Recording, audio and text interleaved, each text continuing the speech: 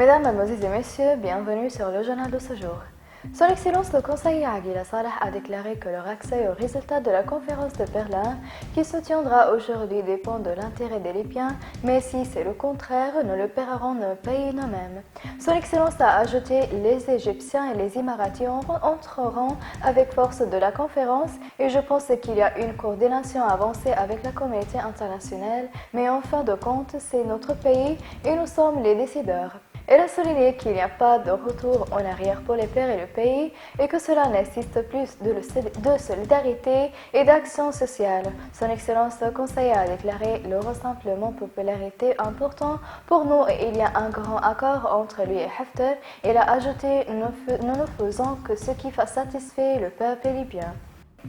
Le président de la Chambre des représentants a invité tous les membres à assister à la session officielle qui se tiendra demain lundi 20 janvier de cette année dans la ville de Benghazi. Il a indiqué que la session de jeudi a été consacrée par le Parlement à l'examen d'un certain nombre de projets de loi et de certains amendements à celui-ci. Le député Brahim Edrissi a déclaré que la conférence de Berlin devrait produire des résultats concrets et réalistes, en particulier après la communauté internationale a insisté pour la tenir, soulignant que les négociations qui ont eu lieu en Russie sont un message de Moscou que la Turquie a été placée dans une position embarrassante devant le monde et a tiré la leçon qu'il y a été un accord sur leur table pour embrasser la Turquie et le montrer de la position puissante. Edrissi a souligné que l'armée est organisée et née la souffrance avec une direction professionnelle et suit une administration civile qui a émergé de la Chambre des représentants, ce qui rend les positions de la Russie et de l'Amérique similaires.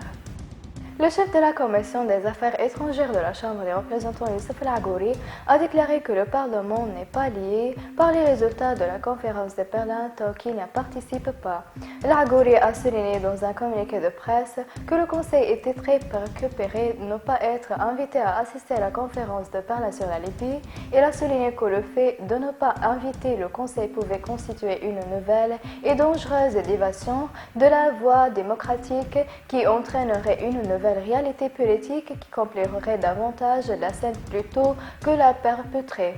Elle a regretté que le Conseil n'ait pas été invité à assister à la conférence au moment où l'invitation a été envoyée au gouvernement de réconciliation qui n'a pas encore gagné la confiance du Parlement libyen.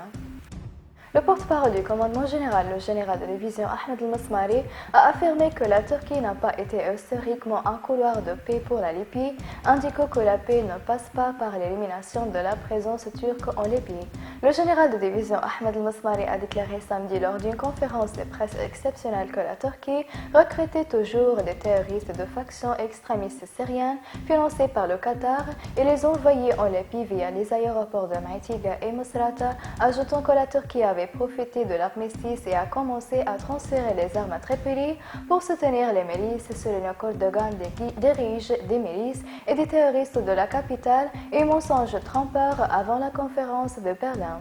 Mesdames et messieurs, merci pour votre attention et au revoir.